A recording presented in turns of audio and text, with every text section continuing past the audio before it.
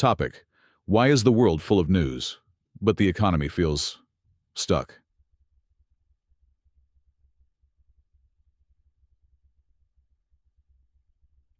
Opening.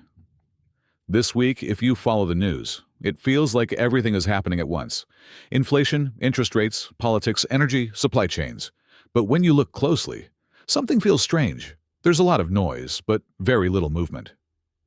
So what is really happening to the global economy? And why is the market reacting so weakly? In this video, I'll explain it step by step, using simple, real-life examples so anyone can understand. The Part 1. Markets don't react to news. The first thing we need to understand is this. Markets don't react to news. They react to surprises. Simple example. If the weather forecast says it will rain tomorrow, and it actually rains, are you surprised? Of course not. Markets work the same way. If something is already expected, it doesn't shock the market. This week.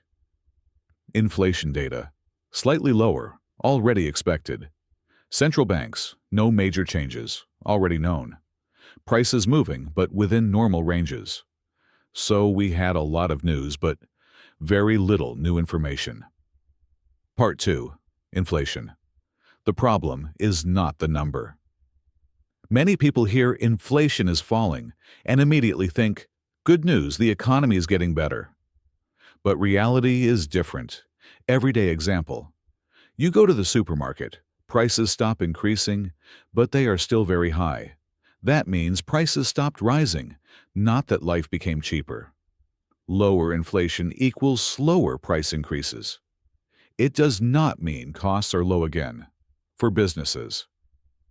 A factory or a logistics company doesn't care much about this month's CPI number.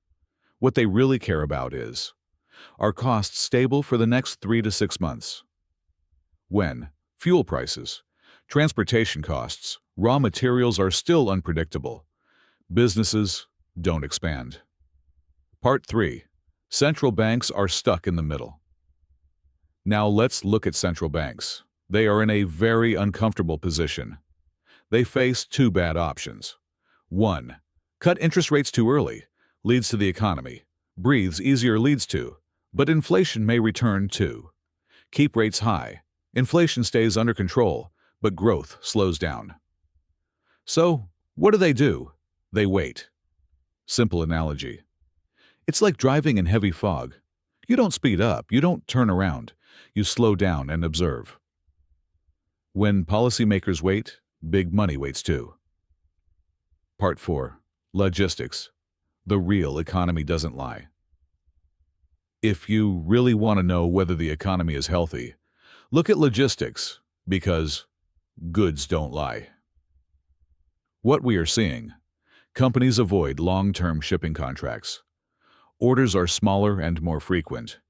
Inventories are kept low. Everyday example. When you're unsure about your future income, you don't buy in bulk. You buy just enough to get by. This tells us something important. The system is still in defensive mode. Part 5. So why does everything feel stuck? Now, let's connect all the dots. 1. News without surprises. 2. Inflation falling, but still unstable. 3. Central banks not changing direction. 4. Businesses staying defensive. 5. Logistics focused on flexibility. The result? Big money has no strong reason to take risks. And when big money stays on the sidelines, markets feel quiet and directionless. Conclusion, closing. This video wasn't about predicting whether markets will go up or down. It was about understanding why everything is slowing down. In the next video, I'll explain what conditions need to change before money starts moving again. If you're new to economics, don't worry. This channel is built so that anyone can understand the global economy in the simplest way possible.